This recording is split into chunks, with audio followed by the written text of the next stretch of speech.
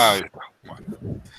Bueno, buenos días a todos y todas. Un gran gusto que puedan compartir este seminario y esta vez con un orador desde muy lejos, desde Grenoble, Mati Galé, que fuiste estudiante de la FAMAF. El Mati Galé hoy es responsable, tiene a cargo 7 equipos del laboratorio Naval Labs Europe. Y bueno, digamos, mutó enseñó y estudió en diferentes universidades del INRE, en Rennes y digamos, bueno, yo me recuerdo de como muy buen estudiante desde la Facu y algún tipo de contacto siempre hemos tenido, así que bueno, para mí es un gran orgullo que pueda dar una charla en temas, digamos, de bastante impacto, en lo que has trabajado siempre en la parte de generación, ahora de generación de lenguaje natural. Así que bueno, te cedo el paso y arranca nomás, Mati. Muchas gracias de nuevo por la charla. Así que bueno, las preguntas, acá pego el link para que puedan hacer preguntas y todo eso, para los que se sumaron recién, y la transmisión en vivo. Muchas gracias, Martín. Muchas gracias a todos por conectarse. Sí, ha sido un gusto ver a tantas caras conocidas y a tantas otras que no conozco por ahora todavía. Mi nombre es Matías y yo quería comentarles una de las cosas que hemos estado haciendo para hacer que nuestros modelos puedan aprender sin tantos datos de supervisión. Yo no tengo la costumbre de dar muchas charlas técnicas en español, así que discúlpenme si de vez en cuando paso algunos anglicismos incorrectos. Yo tengo unas pocas slides sobre la empresa donde trabajo. Suponía que puedo interesarles, pero yo sé que Naver no es conocido para nada en Sudamérica, no, en Europa tampoco. Es una empresa coreana, es una empresa digital, es la empresa digital surcoreana. Tiene 70% del mercado de la búsqueda, es uno de los 3 países donde Google no domina, y mis colegas coreanos les gusta decir que es el único país donde no tiene ayuda del gobierno para hacerlo. Es una de estas empresas digitales con cientos de diferentes servicios, algunos que capaz que han escuchado, no sé, uno es Line, que es un messaging app, que es como WhatsApp, pero es lo que se usa en Japón.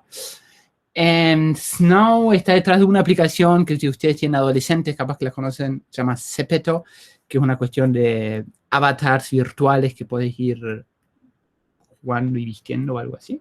Y Webtoon fue medio exitoso en la pandemia, ahora es una plataforma de mangas y de cómics que ha crecido mucho en los últimos meses, por razones obvias. Capaz que eso también son cosas que pueden llegar a haber escuchado.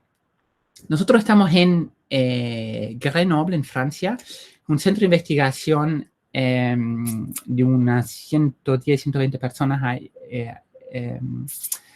y están ahí cerca de la frontera suiza e italiana.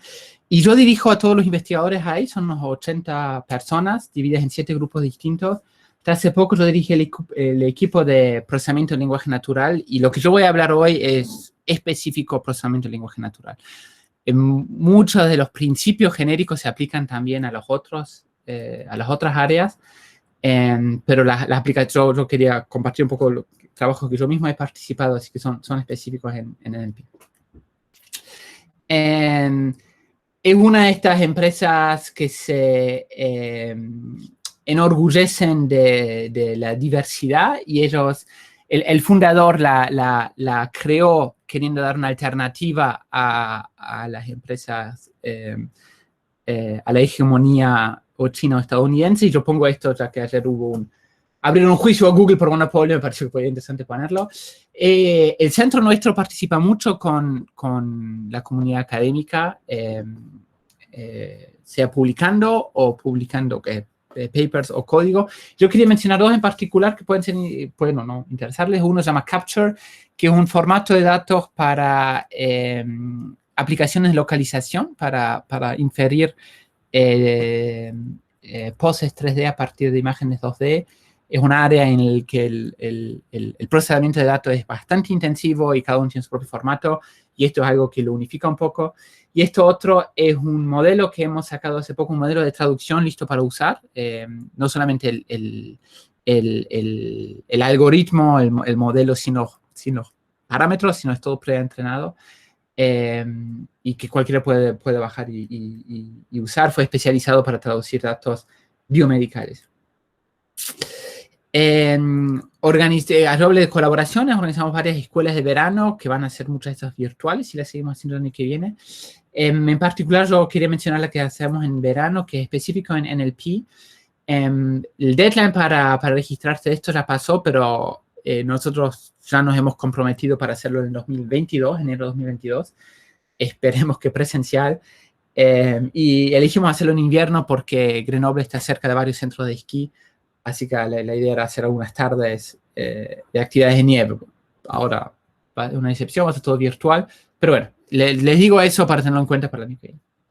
En fin, esta es la parte de advertisement, de publicidad. Vamos a hablar del tema que supongo que les interesa a ustedes y por el que han venido. Y el punto de partida es esta canción de Bonnie Tyler, que ella publicó en el 84. La idea de que estamos todos, cuando vemos un problema, desesperados y esperando que aparezca el héroe que nos viene a salvar. Y el héroe en esta metáfora es el aprendizaje supervisado.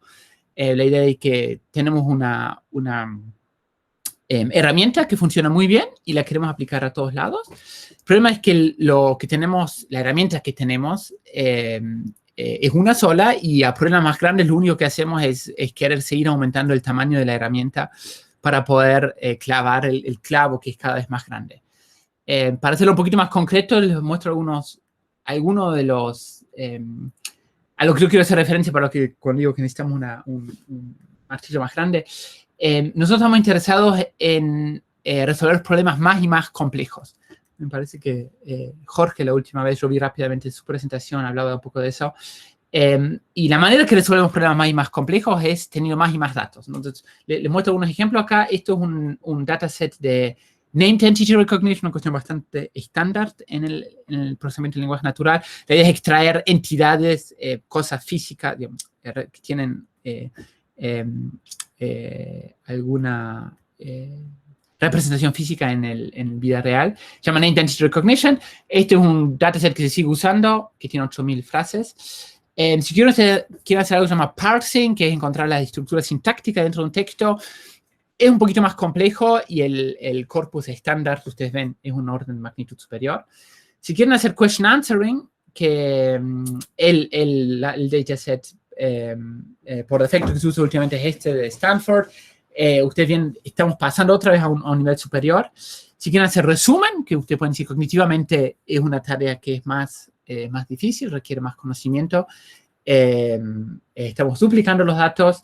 Y si quieren hacer traducción, que es uno de estos problemas que llamamos NLP complete, porque si lo resuelven pueden argumentar que han resuelto el problema del procesamiento del lenguaje natural. Este es el tamaño del dataset que hemos publicado. El modelo que hemos publicado lo hemos entrenado sobre casi 500.000 de frases. Entonces, el punto acá es que nosotros sabemos resolver problemas de más y más complejos, pero la única manera que sabemos resolverlo es tirando más y más datos sobre el mismo problema. Otra problemática que es distinta, pero que van a ver por qué yo la relaciono, es el problema del domain shift. La esperanza es esta idea, uno entrena los modelos y tenemos más o menos alguna seguridad que que el modelo va a trabajar bien en práctica si los datos son IID. Y eso es la suposición que tenemos, que los datos que vamos a encontrar en producción son los mismos que hemos visto cuando lo entrenamos. El problema es que eso no es lo que pasa. Ustedes saben, a medida que pasa el tiempo, la gente, los datos que publica son distintos, y puede haber algunas áreas que predominan más que otras. Y en realidad lo que pasa es que no hay un solo domain shift que sería más o menos fácil de modelizar, sino que hay varios domain shifts distintos. Entonces tenemos estos spaghetti monsters de muchos colores y la performance de nuestro modelo disminuye sin que sepamos exactamente por qué disminuye. La manera de solucionar este problema, la manera que yo he visto que empresas solucionan este problema, es haciendo sampling de vez en cuando de los datos, y si dan cuenta de que el performance baja demasiado, anotan más datos y vuelven a entrenar. ¿Sí? Entonces el problema es el mismo.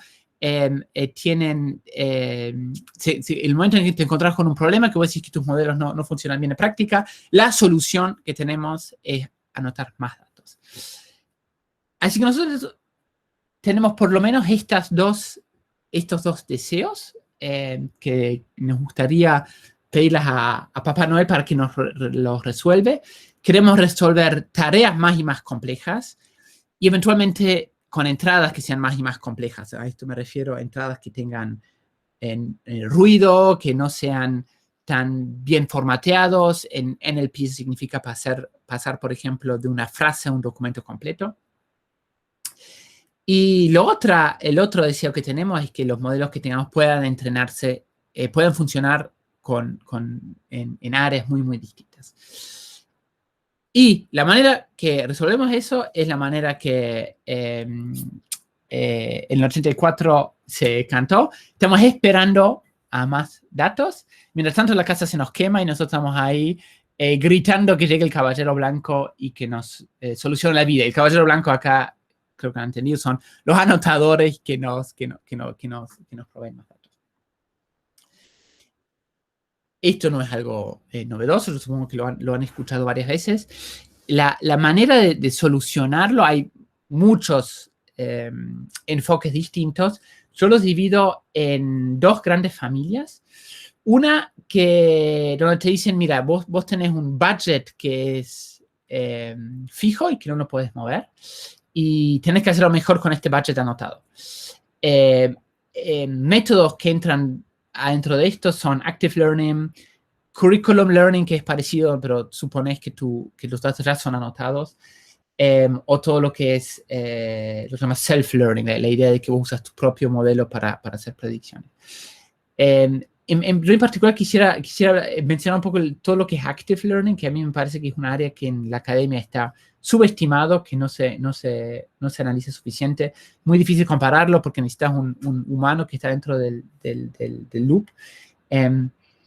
Active Learning es este problema en donde vos suponés que tenés un modelo que te puede usar a vos como anotador, que te puede hacer pedidos a vos como anotador para decirte qué datos quiere que vos anotes.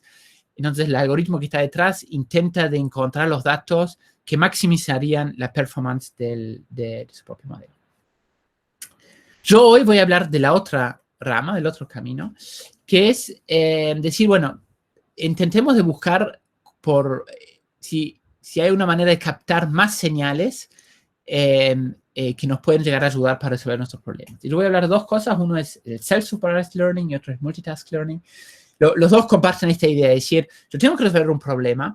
En vez de pedir o tratar de encontrar más datos que tienen exactamente la forma que yo quiero hacer mis predicciones, veamos si yo puedo encontrar señales que pueden estar o no relacionados y ver si eso me puede ayudar para entrenar mi modelo mejor. Yo voy a hacer una pausa acá y veo si hay alguna pregunta. Tengo entendido que la idea es que usted ponga las preguntas en Slido, pero voy a abrir un poco el espacio acá para ver si hay alguna pregunta hasta ahora. Bien.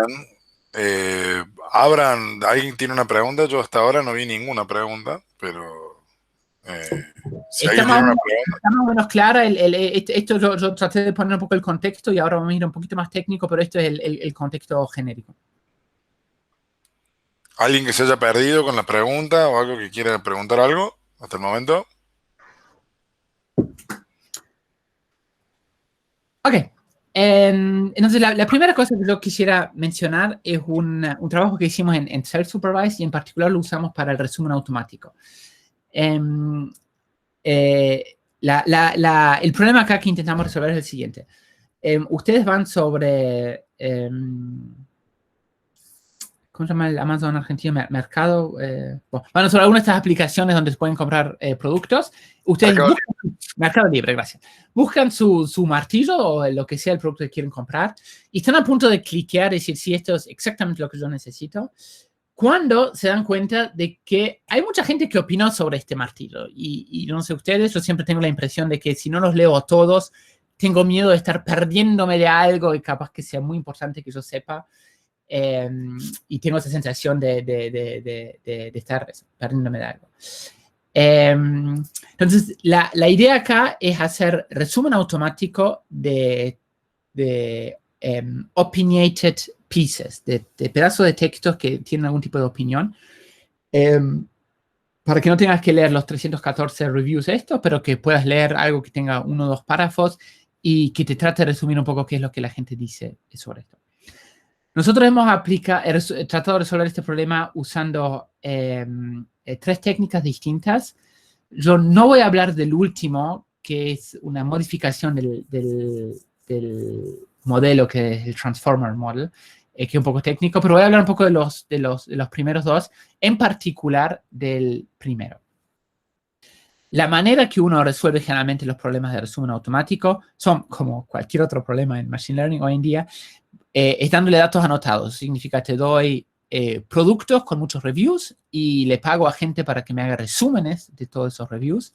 Y entonces yo intento de aprender un transducer que me mapea el gran conjunto de reviews a esta otra secuencia de símbolos que es el resumen, con la esperanza de que aprenda a comprimir la información de alguna manera.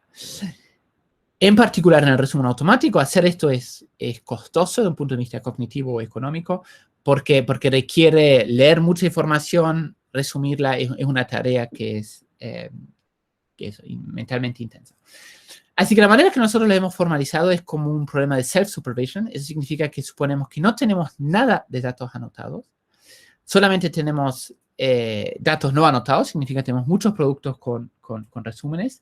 Acá en la parte superior, los 8 bloques superiores son en azul.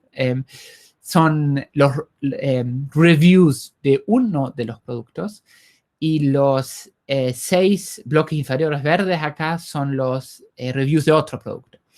Entonces, lo que nosotros hacemos para modelizarlo como un problema de self-supervision es que intentamos de extraer alguna señal de supervisión de este corpus. Entonces, la forma que lo hacemos es que vamos a agarrar uno de estos reviews de manera aleatoria y vamos a buscar otros K reviews para los que este uno que elegimos sea un buen resumen. Entonces, en este caso, lo que estamos haciendo, estamos creando un dataset donde los 3 reviews a la derecha son los documentos originales, y el review que elegimos, que este único acá, actúa como resumen de estos 3. Nosotros hacemos eso para cada producto muchas veces. En el paper mencionamos un poco la manera que uno puede elegir estos. Fíjate si abajo puedes pintar el puntero, prende el puntero que tenés ahí abajo, así se ve un poquito mejor el puntero. Tenés un laser pointer. Laser color, muchas gracias.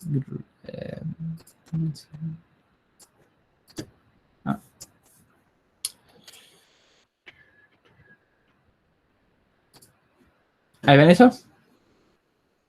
¿Funciona eso? Supongo que sí. Sí.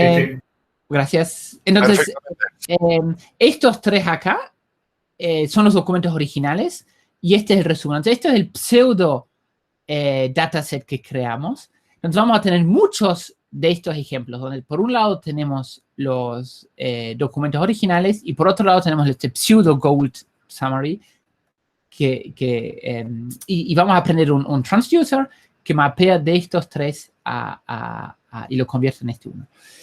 La manera que uno elige esto pueden ser variados. Nosotros tenemos un mecanismo que básicamente elige los k-nearest neighbor para cada uno de estos de manera aleatoria. Le damos un score a cada uno de estos pares y elegimos la cantidad de pares que nosotros queremos, ordenándolos. En la práctica, si ustedes eligen esto totalmente aleatorio, funciona bastante bien. Puedo no ser sorprendente.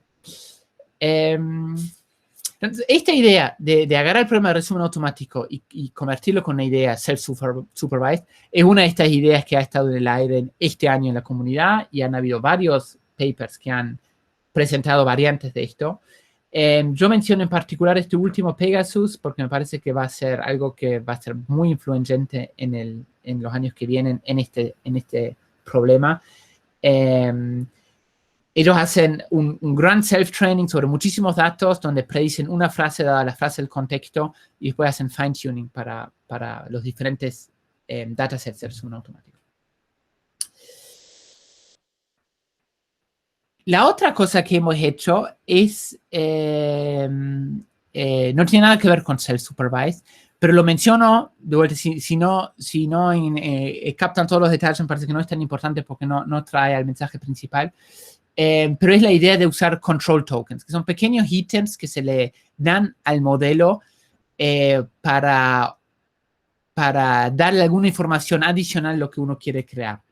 Entonces es algo que se está usando bastante en aplicaciones que son sequence to sequence, básicamente porque se adaptan muy bien al problema de leer secuencias y de generar secuencias. Básicamente son tokens que no tienen algún significado semántico en sí, son tokens especiales que uno simplemente los prependea o los agrega como sufijo al texto. Entonces es una manera de ejercer algún tipo de control sin modificar el modelo en sí, sino simplemente agregándole elementos a la secuencia. Entonces la manera que hacemos es que tenemos todos estos documentos acá de entrada y queremos generar este documento verde acá a la derecha. Lo que nosotros hacemos es le agregamos estos control tokens, que son tokens especiales que se le agrega como prefijo. Tenemos dos tipos. Tenemos algunos que extraemos de los metadata y otros que son inferidos a partir del texto. No voy a hablar más de esto por ahora. Y cuando generamos la salida hacemos lo mismo. Lo verde es lo que el texto genera. Y lo rojo son control tokens que nosotros le obligamos a generar. Y la idea es que eso lo ayude a focalizarse en lo que nosotros queremos que se focalice. La manera que nosotros, el modelo que usamos es lo que se usa básicamente siempre hoy en día en el procesamiento de lenguaje natural. Es un Transformer Networks. Este fue uno más bien grande. Si no, supongo que están más o menos familiarizados, por lo menos escucharon hablar. Los Transformers tienen una dimensión interna que es importante. Tienen la cantidad de cabezas de atención que son importantes y tienen la cantidad de layers que ustedes quieren tener que son importantes. Y simplemente yo le pregunté a Hadi, que hizo estos experimentos, que me calcule cuánto tiempo esto calculó. Y este es el modelo final. Esto es sin tener en cuenta todas las variantes, pero simplemente para que tengan una idea. Lo usamos sobre nuestro clúster, sobre una máquina que tiene 4 GPUs V100. Y esto tardó 2 días en entrenarse. Los resultados son acá, muchos números. Nosotros somos mejores, si no tendríamos esta tabla. La manera que se mide esto estas son medidas automáticas. La manera que se mide la generación de texto muchas veces es con esta medida que se llama Rouge, que básicamente es un F1 measure de n-grams entre tu texto generado y el gold summary. Estos son dos datasets distintos en los que sí hay datos anotados, pero nosotros no los usamos para entrenar, nosotros los usamos solamente para evaluar. A mí me parece que más que esto, que básicamente dice que generamos texto que es más parecido a lo que los anotadores hicieron, parece que esto es un poco más interesante. Nosotros hemos agarrado algunos de nuestros resúmenes y los hemos dado a gente para que los lea y que nos diga si el resumen contiene datos incorrectos o no. La razón por la que hemos hecho eso es porque los modelos actuales neuronales son muy buenos en generar texto fluidos, pero muchas veces tienen este fenómeno llamado alucinaciones, que generan textos que no tienen ninguna coherencia con lo que has leído y que son factualmente incorrectos. Y eso es un gran problema, como se pueden imaginar. Entonces, esta es una evaluación humana que hicimos que se focaliza específicamente en el problema de detectar si el texto que generamos contiene datos incorrectos o no. Y el punto que es importante es que los nuestros tienen menos datos incorrectos que el competidor más cercano, se llama MinSAM, y es casi tan parecido como el control set acá, que es el gold. Significa que nosotros le hemos dado también los resúmenes verdaderos a los anotadores y bueno, en 5% de los casos ellos han creído que contiene datos incorrectos también. Este es el primer trabajo que yo quería mencionar, en los que el punto clave era esta idea de extraer señales de supervisión de un corpus donde uno no tiene datos de supervisión. El otro trabajo es una aplicación distinta, es en traducción.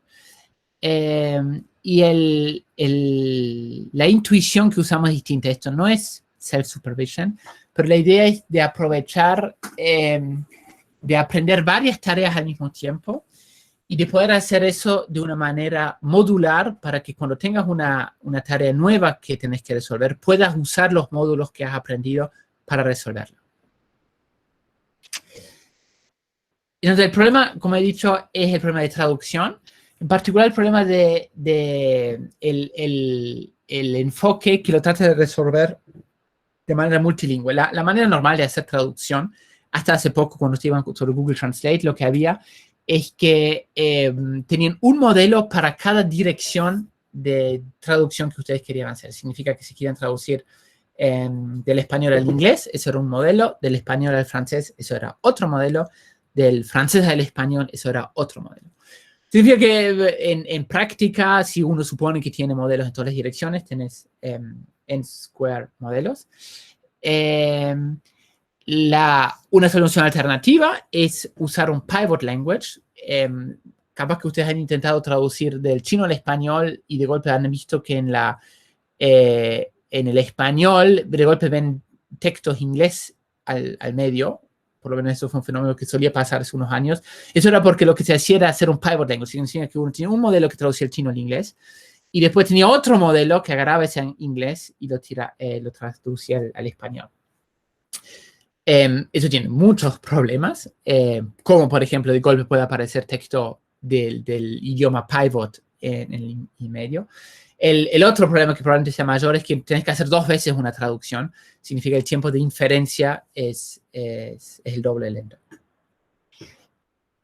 Entonces, la solución de tener un modelo multilingüe es la idea de que tenés un gran modelo neuronal que puede leer textos en cualquiera de tus idiomas y usando un control token, que es algo que vos le decías al principio, le indicas hacia qué idioma querés traducir. Entonces, no te preocupas de decirle de qué idioma querés traducir, la idea es que el modelo lo descubre solo. Simplemente decís, te doy esta frase y quiero que me lo traduzcas a este otro modelo. Eso es algo que se está volviendo muy popular en la industria. Antes de ayer, Facebook publicó un modelo multilingüe gigante de 100 idiomas. Y les muestro esto que me parece interesante. Mike Trepper, que es el CTO de Facebook, él tuiteó sobre eso y habla sobre las ventajas que tiene tener un modelo multilingüe. Pero yo quería hablar de otra cosa. Yo quería hablar de la manera que uno lo hacía. Esto es lo que yo acabo de decir. Uno tiene un texto en inglés, lo traduce al español. Eso es cuando vos lo entrenás. Esto es tu dato de entrada. Y lo que uno le agrega es este control token, lo que le está diciendo, agarrame esta frase y traducímela al español. Vos no le decís qué idioma es este, la idea es que el modelo lo puede aprender por sí solo. Entonces, estas son las ventajas, que son las que Mike mencionó en su tweet. Es mucho más fácil de entrenar y mantener. Necesitas un solo modelo, no tienes que mantener n o n-square modelos distintos. Para pares de idioma en los que tenés pocos datos, la calidad aumenta. Significa que si vos querés traducir al Klingon y solamente tenés muy pocos datos paralelos francés-Klingon, la idea de tener muchos datos francés-inglés y tener muchos datos inglés-Klingon hace que tu francés-Klingon aumente. Aún más interesante, me parece, te permite hacer zero-shot translation. Y zero-shot translation es, en este caso, supone que no tenés ningún datos anotados en quechua Klingon, pero tenés datos anotados en quechua español y tenés datos anotados en español Klingon. Este tipo de modelos, en teoría, te permite hacer traducción del quechua al Klingon de manera directa sin tener que modificar mucho más. Lo hace, pero lo hace bastante pobretón. Entonces, este trabajo está focalizándose en particular cómo se puede hacer zero-shot translation de una mejor manera. Entonces, esto es una de las bases en las que partimos, de estos modelos multilingües que se están usando bastante desde hace 3 años. Lo otro es la idea de usar adapter layers. Y adapter layers es algo que yo creo que está siendo revolucionario en los modelos neuronales. La idea es que uno tiene un gran modelo neuronal que hace muchas cosas distintas y uno les agrega unos pocos parámetros adicionales y la llave, el punto importante está en que son pocos los parámetros adicionales, que se entrenan específicamente para una de las tareas que uno quiere resolver. Entonces, vos tenés un problema que hace reconocimiento de escena y reconocimiento de escenas de objetos a partir o de acciones a partir de una imagen, y tenés un gran modelo que le haces entrenar todo, y de acuerdo a la tarea específica que querés resolver, usás uno de estos adapter layers. Pueden ser los azules si querés reconocer acciones, o pueden ser verdes si querés reconocer objetos. Entonces, la idea es que estas adapter layers están especializados para la tarea que querés hacer, y estos otros son son parámetros genéricos que son compartidos. La ventaja de esto es que uno puede tener un modelo gigante que uno lo entrena una sola vez y después fine-tunea solamente tus pequeños parámetros, tus cajitas verdes o azules acá para la tarea específica, pero eso lo puedes hacer con muy pocos datos. Esto ha empezado en visión y se ha usado para traducción. La manera que se ha usado para traducción es que en nuestro sequence-to-sequence model le agregamos nuestros adapter layers, que son bilingües en este caso. Significa que tenemos un adapter layers para el par de idiomas chino-inglés, tenemos otro para el par de idiomas alemán-inglés, etcétera, etcétera. Entonces, estos son pequeños adapter layers que les agregamos. Y entonces, de acuerdo al idioma que querés traducir, se activa uno u otro de estos adapter layers. La manera que estos adapter layers, la facha que tiene esto que ven acá a la derecha, hace una normalización que si ustedes en su Transformer Network hacen post-norm no hace falta, pero es un detalle técnico. Hace una down projection y esta es la matriz importante, entonces esta es la dimensión interna que hay que fijar. Entonces tiene una matriz acá que lo proyecta a un espacio más pequeño, le pone una non-linearidad. Tienen otra matriz que hace el up projection y entonces vuelven a la misma dimensión que antes y después siguen como si nada. Y además le agregan una conexión residual acá, que es básicamente un shortcut. Significa que si tu modelo decide no querer usar este adapter layers, simplemente pone 0 acá, pone 1 acá y puede hacer un bypass de todo esto. Entonces, los resultados que vamos a mostrar van a tener esta facha. Entonces, les explico un poco qué es lo que uno ve acá. Estos son cada uno de estos puntos en X, en el eje X ven pares de idiomas. Cada uno de estos puntos es un par de idiomas. El 0 acá es el baseline, que son modelos bilingües, que vos entrenás específicamente sobre esos datos. Y lo que estamos visualizando acá es el delta en bleu. Bleu es la medida la manera automática que se miden las traducciones. Es una medida como el Rouge, es una medida de precisión sobre los n-grams compartidos entre tu texto producido y la referencia. Y estos pares de idioma están ordenados de el lugar donde uno tiene muchos datos anotados acá. Entonces acá va a estar inglés, francés y chino-inglés, al lugar donde tienes pocos datos anotados. Entonces acá vas a tener quechua, klingon, por ejemplo. Tienes muy pocos datos anotados. Entonces la idea es que estos adapter layers te ayudan, sobre todo cuando tenés pocos datos anotados. Entonces lo que nosotros hacemos, nosotros partimos de los adapter layers que son bilingües y nosotros los modificamos para que sean monolingües. Eso significa que vamos a tener un adapter layer para el inglés, para el encoder, y vamos a tener un adapter layer para el target si queremos producir francés. ¿ok? Entonces, en vez de tener adapter layers que son indexados por el par de idiomas, vamos a tener adapter layers que son indexados solamente por un idioma. La ventaja de eso es que la cantidad de parámetros adicionales que tenemos crece solamente de manera lineal con la cantidad de idiomas que tenemos, ¿sí? La cantidad de bilingual adapter layers que necesitas crece de manera cuadrática, porque si le agregas un idioma, si le agregas Quechua a tu dataset, va a tener que entrenar adapter layers para cada uno de tus idiomas que ya tenés, para los 50 idiomas que ya tenés hacia el Quechua. En cambio, nosotros solamente crecemos de manera lineal porque solamente vamos a tener que agregar un solo adapter layer, que es el adapter layer de Quechua. Entonces, acá tenemos entonces esta es la complejidad de cómo crece. Y acá hemos dado un ejemplo de la cantidad de parámetros para nuestro modelo, asumiendo que tenemos 20 idiomas, que es lo que usamos. Y yo les he dicho que los adapter layers tienen un parámetro que es el tamaño del espacio más pequeño del que lo proyectás y del que lo volvés a sacar. Nosotros hemos intentado con 1024 y con 64. Básicamente porque nuestro adapter layer de 1024 corresponde a un crecimiento en parámetros equivalente al bilingual adapter layer de 64. Entonces, lo que nosotros hicimos es entrenamos un modelo multilingüe sobre datos solamente con el inglés. Y hemos hecho dos tipos de experimentos. Uno que es zero shot, significa que podemos hacer... la ventaja de los monolingual adapter layers es que ahora sí podemos hacer zero shot, que con los bilingual no podés. Porque si tenés un par de idiomas nuevos que llega, vos no tenés un adapter layer para ese idioma. En cambio, con el nuestro no nos importa. Agarramos el adapter layer del encoder, agarramos el adapter layer del decoder y los combinamos de manera modular. Entonces, hemos hecho experimentos zero shot.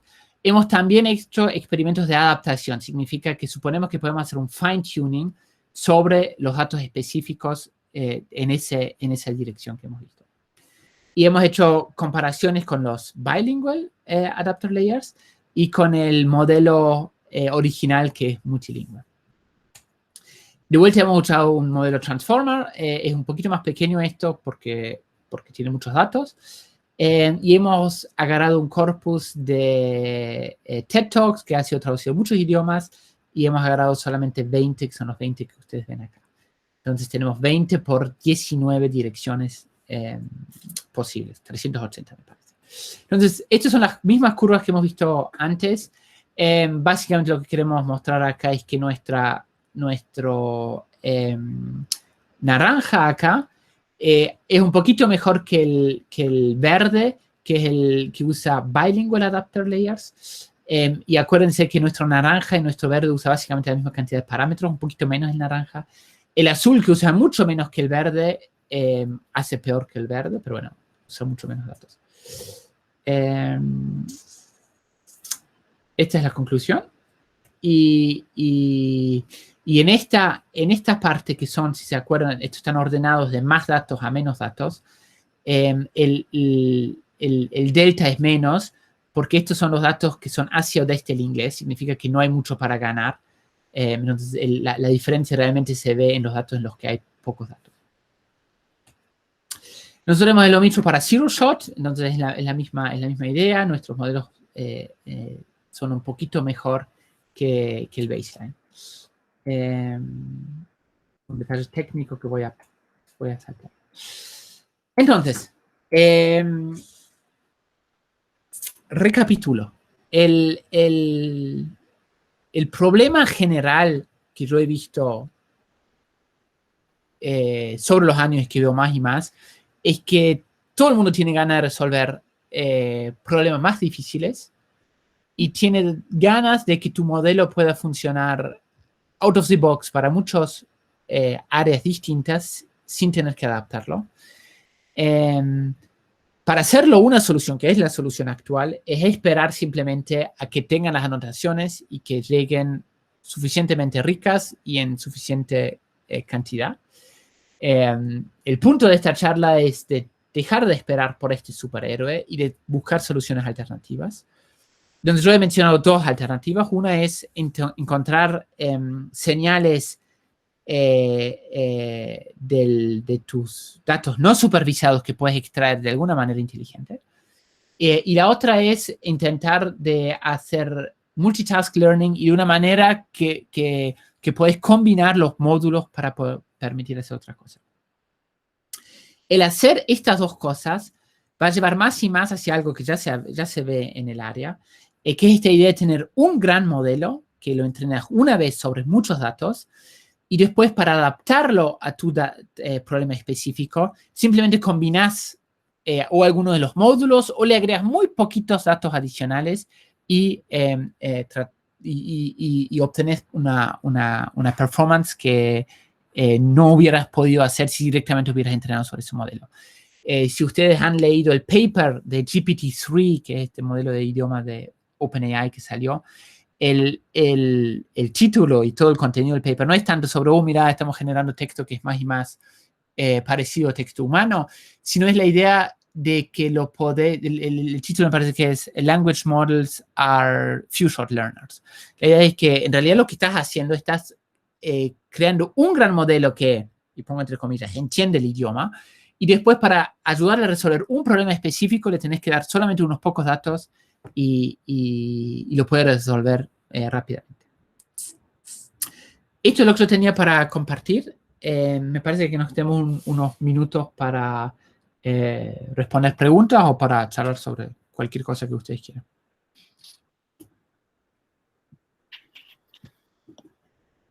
Hola, bueno, muchísimas gracias, Matías. Martín tuvo que salir un segundito, pero ya vuelve, tuvo una llamada familiar, nada grave, pero así que yo voy a encargarme de las preguntas, cosa que no sé hacer, porque no sé a dónde veo que, a ver, tengo... Sí, yo creo que hay una pregunta que Martín hizo. Mandar entonces. Listo. Y si no, si la gente quiere, puede preguntar. Sí, puede pedir la palabra acá, no hay problema. La única pregunta que hay es Martín, que se fue. Sí, los dos hemos mandado a conferencias, están en revisión actualmente. Yo veo que Edward pregunta dónde está la presentación. Yo le he mencionado a Martín, yo no voy a poder compartir esta presentación tal cual ya. Tengo que esperar unas semanas. El placer de trabajar en una empresa, pero si dentro de una semana siguen interesados, se las puedo mandar. Perfecto. ¿Alguna otra pregunta? Ahí estoy de vuelta. ¿Está todo bien? Todo bien, todo bien. No, ya estuvo respondiendo tu pregunta. ¿A dónde la mandaste? Pues yo tuve... Lo hemos mandado. Perdón, mentira. Yo dije que los dos le hemos mandado. No, el segundo va a ser publicado en EMNLP, Empirical Method for NLP, que es mediados de noviembre, me parece. Y el primero lo hemos mandado a EACL, que es European ACL. Sí, pero el link está acá. Ese primer trabajo está en Archive, así que sí. ¿Es la misma? No es exactamente uno que hemos mandado, pero es casi igual. Cópialo si querés acá en el chat, y después lo sumo, para sumarlo como paper.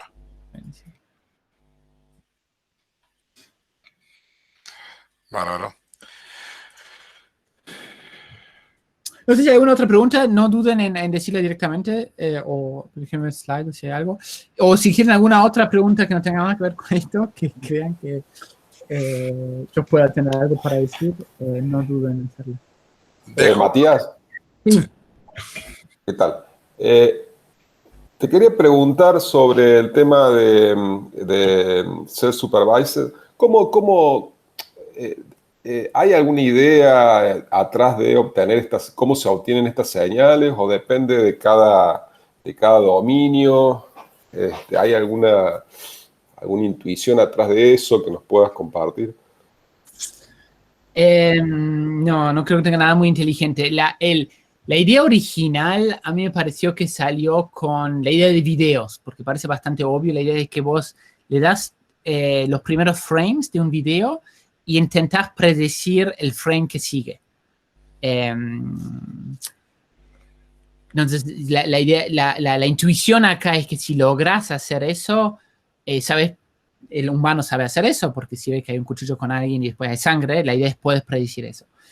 Eso no está funcionando en videos por ahora. Hay muchísimo trabajo, pero no está funcionando demasiado bien. Porque probablemente sea demasiado complejo. Pero sorprendentemente está funcionando en el lenguaje de una manera que la gente lo ha hecho durante décadas, que esta idea de predecir, Shannon hizo esto, la idea de te doy un prefijo y tenés que predecirme cuál es la próxima palabra. Y la cosa para mí súper sorprendente de los últimos 3 años en NLP es que un modelo que se entrena solamente con esa idea de que te doy unas frases, unas palabras y me tenés que decir las siguientes, o una de las variantes, te doy frase, te escondo una palabra al medio, te escondo las de la izquierda a la derecha y me tenés que predecir la que está al medio. Un modelo que simplemente se entrena con eso obtiene una cierta comprensión del idioma, y de vuelta lo pongo entre comillas, que es impresionante. La ventaja de eso, obviamente, es que puedes usar tantos datos como quieras, como puedes encontrar sobre Internet. En imagen, la cosa que se ha usado es agarrar una imagen, aplicar alguna transformación y después tratar de entrenar un modelo que haga con un triplet loss. La idea es que le agregas ejemplo negativo, que es cualquier otra imagen, básicamente, o puede ser un poquito más complejo, pero la manera básica es agregar cualquier otra imagen. Y tu modelo tiene que aprender parámetros de tal manera que le da más similaridad a las imágenes cercanas, que significa la original y la transformación, y menos a la imagen que está lejos. Es lo mismo que se ha hecho con Word2Vec en 2013 y con Globe, es la misma idea en texto, ¿sí? Pero lo mismo se ha hecho en imagen. Entonces, estas son las intuiciones que se han hecho. Sobre el resumen, como les he dicho, la intuición acá era que todos estos reviews, que hay mucha redundancia acá. ¿No? Me parece que si en el momento en que vos encontrás una manera de encontrar redundancia en tu texto o en tu dataset, es volverla explícita esa redundancia y tratar de que tu modelo pueda aprender esa redundancia. Si el texto no fuera redundante para nada, entonces esconder una palabra y tratar de predecirla sería imposible. Pero la idea, justamente porque el texto es redundante, entonces a través de esa técnica uno puede aprender algo. Hola, Matías. ¿Puedo hacer una pregunta por acá? No era larga para escribir. Bueno, primero, gracias por la charla, muy buena. Mi pregunta tiene que ver con la última slide, el gran modelo, el anillo único que mostraste. ¿Te parece que es importante, digamos, la estructura que uno elige para ese modelo? ¿Estás pensando en digamos, modelos jerárquicos? No sé si estás pensando en modelos generativos para los datos o básicamente cualquier estructura grande te parece que va a generalizar bien y que va a ser útil para después, digamos, usarla en otra cosa con alguna adaptación. No, a mí digo, la razón por la que más y más, digo, en NLP el modelo predominante es Transformer y lo mismo está pasando en Computer Vision. Hay un paper ahí en iClear que hizo un poco de ruido porque en la comunidad, porque básicamente muestra que un Transformer Model de manera que puede entrar de manera self-supervised obtiene performance impresionante sobre ImageNet.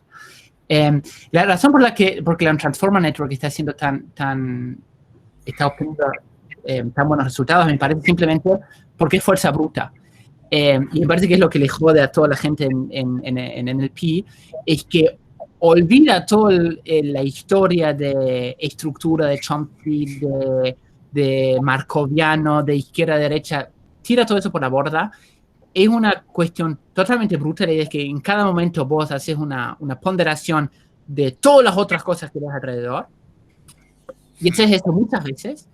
Entonces, es fuerza. Self-attention, digamos, lo del self-attention ahí. Sí, la idea del self-attention es que en cada momento vos podés mirar todo lo que está alrededor tuyo, sin convolución, que es un prior sobre tu imagen bastante fuerte, sin convolución, sin recurrencia en el SGM, que también es un prior sobre el texto, que lo leí izquierda de un prior, es un complete graph, de que trabajan en grafos, es un Transformer Network, es un graph network completo donde vos aprendés el peso de los hechos. Y la ventaja es poder hacerlo en paralelo. Entonces, la ventaja del Transformer Network es que como no es recurrente, como no es izquierda-derecha, puedes ejecutar cada una de las cosas en paralelo. Entonces, el modelo actual predominante que el Transformer, no sé si va a ser el mismo de acá dentro de unos años, pero es básicamente un modelo súper genérico en el sentido de que es un grafo completo. Y es difícil hacer algo más genérico que un grafo completo. Solo que querés aprender el peso de esos grafos. No sé si responde esto la pregunta tuya, Rodrigo, pero me parece que... No realmente, porque lo que vos me estás diciendo ahí es que, digamos, que hay un tipo de arquitectura que es el Transformer que puede resolver todos esos problemas por separado, digamos, pero no sé si contesta el punto respecto a si vos tenés ahora entrenado un gran Transformer con un set de parámetros, si ese modelo necesariamente me va a ser útil para generalizar a un nuevo contexto. Claro. Venía por ahí. O sea, la pregunta era si yo necesito algún tipo de estructura jerárquica para tener la esperanza de, digamos, agregando quizás una pequeña modificación, una capa más y demás, con pocos datos generalizar rápido. Entiendo que, claro, si yo entreno un transformer completo de entrada, y sí, lo va a poder resolver. Pero, no, digamos, no iba por ahí la pregunta. No, sin duda no es el modelo más parameter efficient que existe. Bien al contrario, en el STM con menos datos obtiene mejor. A igual cantidad de datos, que son pocos, un LSTM te obtiene mejores performances que un Transformer. Y hay bastantes trabajos hechos en el multitask learning que básicamente intenta decir, dada una tarea, cuáles son las otras tareas a resolver que me van a ayudar mejor a resolver esta otra tarea. Como decimos, no es resolver cualquier cosa y después lo puedes aplicar. Más cercana es a tu final, más interesante es. Y es ahí que probablemente un poco de curriculum learning entra. La manera que presentas esas tareas puede ser importante en el PI, que es lo que yo conozco. Si vos empezás con tareas morfológicas, después pasar a tareas sintácticas, antes de pasar a cosas semánticas o pragmáticas, de más fácil a más difícil, eso probablemente te vaya a ayudar a resolver alguno de los problemas. Uno de los grandes problemas en esto es el problema del catastrophic forgetting, que probablemente hay gente que sepa más acá que yo. La idea es que si lo haces de manera secuencial, tus tareas, una vez que aprendiste la tarea más sofisticada o la última, te estás olvidando de haber resolvido las otras tareas. Entonces hay muchísimos trabajos de cómo evitar el catastrophic forgetting. Está Rodrigo, acá tengo un par de preguntas nuevas que aparecieron. ¿Alguna otra pregunta, Rodrigo? No, estamos, muchas gracias. No, gracias a vos. Juan, Carlos, sí. Sí, con respecto a la pregunta que está acá, déjeme buscar self-supervised. Hay un colega mío que hizo un curso en self-supervised for speech, lo pongo acá el link, entonces capaz que le interesa verlo. El self-supervised, esta idea está bueno, en NLP revolucionó todo, en imágenes también, y de manera graciosa, Speech, que fue uno de los primeros en mostrar éxitos con redes neuronales, es uno de los últimos que está haciendo las ideas de self-supervised, pero es uno de los grandes temas en Speech, es cómo usar self-supervised for Speech, y Laurent, que es el que dirige actualmente el grupo de NLP, él dio un curso hace poco sobre ese tema, entonces les puse ahí el GitHub, están todos los slides, por si les interesa. Bien, acá en las slides de preguntas, no sé si Juan Carlos Velazay, querés abrir el micrófono si estás, si no, lo leo yo.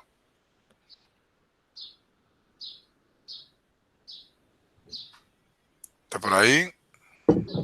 Ah, no puedo usar el micrófono. Conozco muy poco del tema planteado, pero ¿puede utilizarse para idiomas encriptados? ¿Para aplicarse a encriptados esto? No estoy seguro.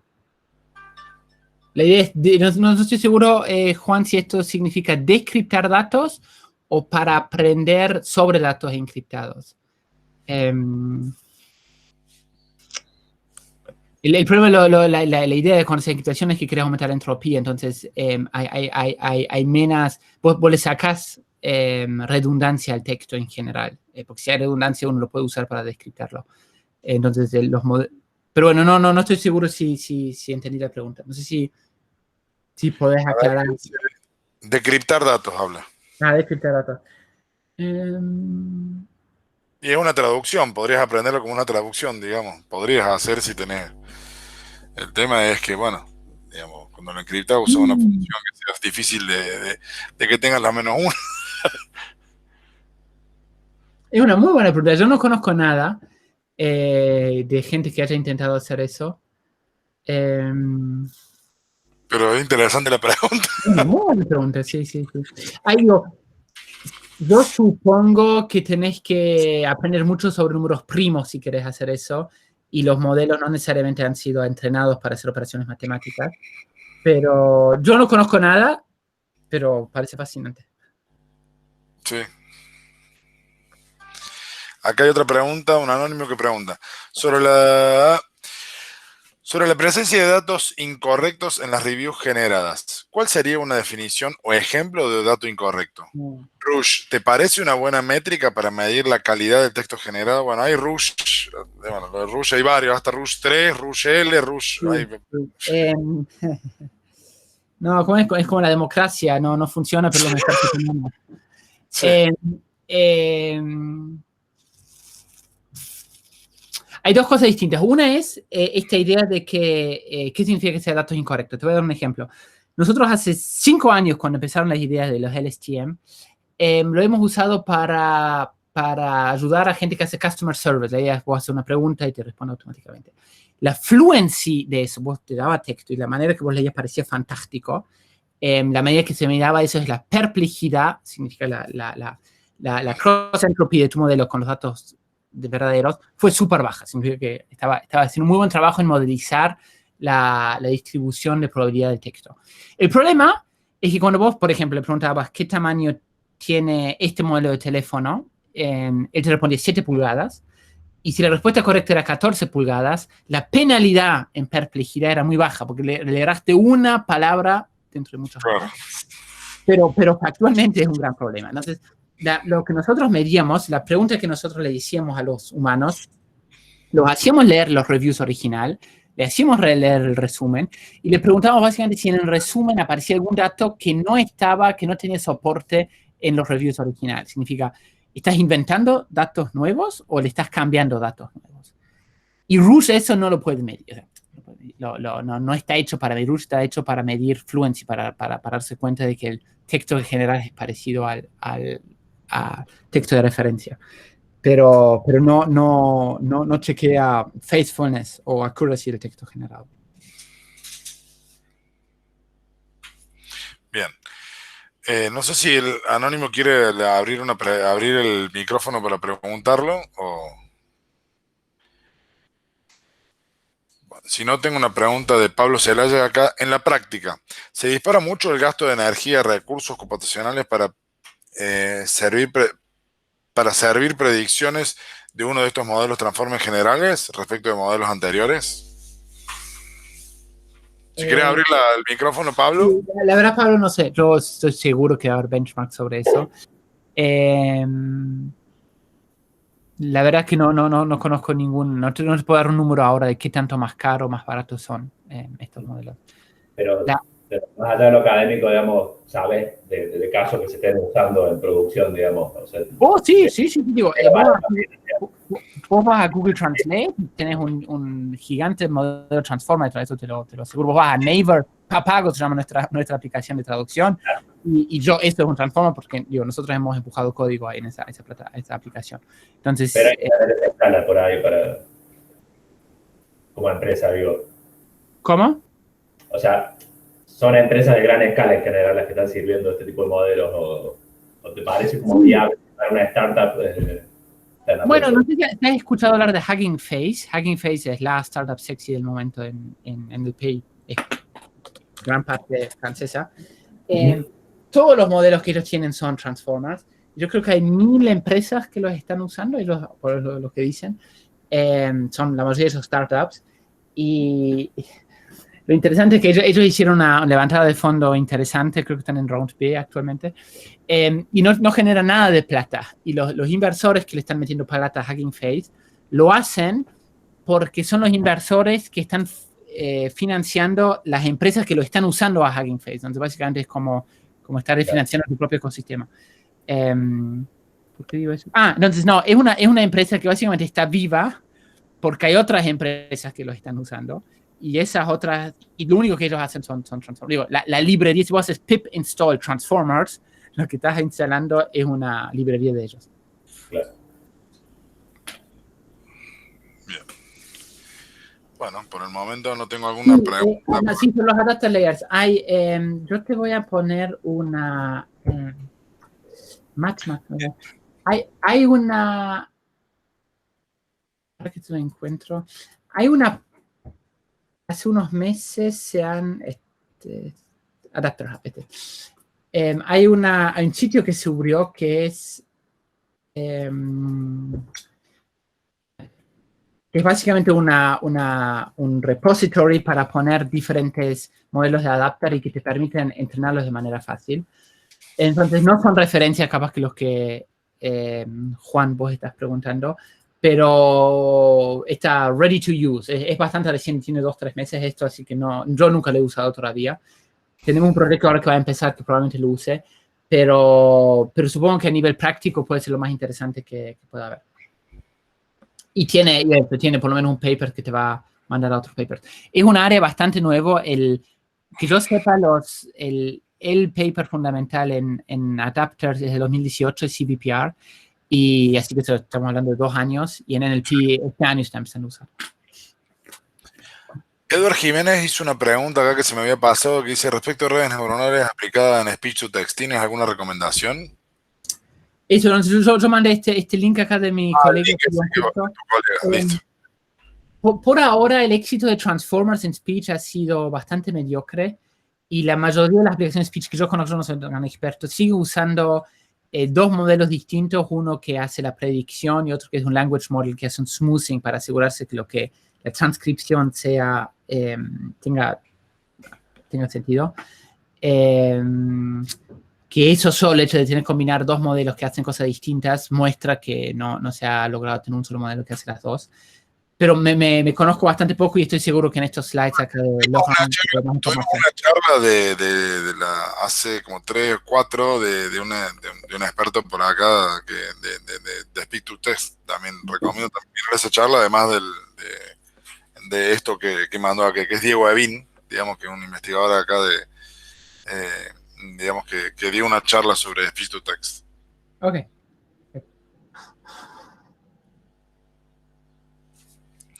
Bueno, ahí pongo el enlace.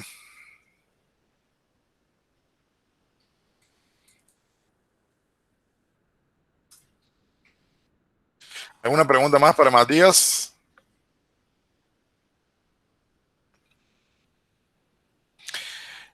Bien, y los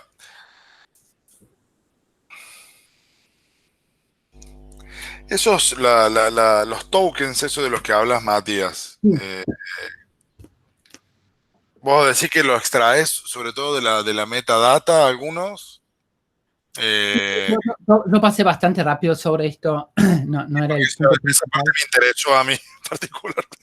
He visto, yo fui revisor de NLG este año, gracias a Pablo Dué, y vi que esto, digamos, está de moda un poco usar eso, de meterle señales a modelos preexistentes, se le meten señales delimitadores, se le mete información, y los modelos con eso y sin eso aprenden mejor, básicamente. Eso, digamos, eso está en uso, digamos. Sí, de vuelta es esta idea, cuando tenemos martillo todo se parece a un clavo.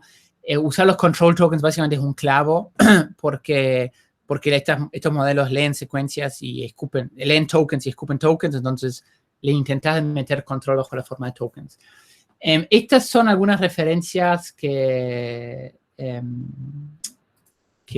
lo han usado. La manera que nosotros usamos, creo que la parte novedosa que hicimos nosotros, es estos tokens inferidos. Lo que hacemos nosotros es que entrenamos un modelo lineal, un logistic regression, un SVM, no me acuerdo, que trata de separar los reviews de este producto de otros productos, y después le agregamos, después sacamos cuáles son los tokens que tienen peso más alto. La ventaja de los modelos lineales es que son interpretables, nos sacamos eso, y esos son los control tokens que les agregamos acá. Es un hack funciona hecho bárbaro. Nosotros hacemos una ablation study, sin eso no funciona tan bien. Pero a mí me sigue pareciendo que es un hack. De todas formas, los detalles de eso están en este paper en Archive. Está bien. Pero eso me había quedado. Está bueno porque he visto que está de moda la idea, digamos, y bien, de cómo usarlo. Bueno, ¿alguna otra pregunta?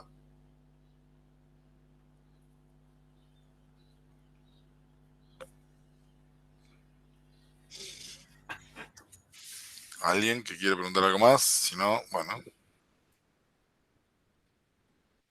La verdad que muy buena la charla, Matías, me encantó. Y me parece que está, bueno, tema súper digamos, en el state of the art, digamos, o sea, están los resultados, así que está muy bueno. Para eso nos pagan. Así que tenemos... Sí. Dale. No, que tenés un montón de gente a cargo, digamos, y estás liderando todos los equipos, o sea, la mayoría de los equipos de ahí, o sea, son 7 equipos a tu cargo, digamos. Sí. Estos son en los particular, 7. Uno de NLP y de visión de todos, digamos, que ves proyectos de todo tipo. Sí, es la cosa tradicional. Tenemos NLP, tenemos 2 de visión, uno es más 3D, que es, en realidad lo que ellos hacen es localización. Es porque trabajamos mucho con grupos coreanos que hacen robótica. Este es computer vision más tradicional. Este es Search Recommendation para una empresa que hace búsqueda de optimización. Estos son los etnógrafos. Este me parece capaz que es uno de los más originales. Son la gente que hace...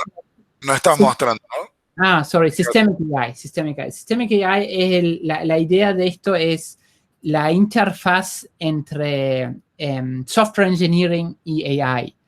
Y hay mucha gente que está interesada. Hay una conferencia que está en su 4º año que se llama SysML.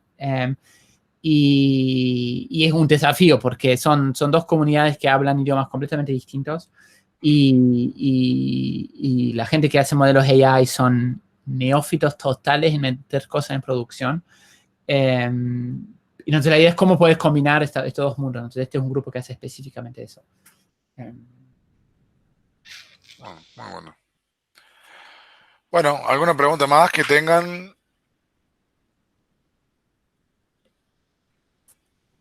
Bueno, a ver, para que alguien escribió algo en el chat, a ver. Disculpen, yo no compartí mi pantalla, es lo que vos decías. Sí, eso es lo que te estaba diciendo, que no, que hablabas como referencia de la pantalla, pero no estaba, que habías dejado de compartir porque, bueno, ya había terminado. Qué pavote. Entonces, estos son los 7 grupos y ¿ahora sí ven?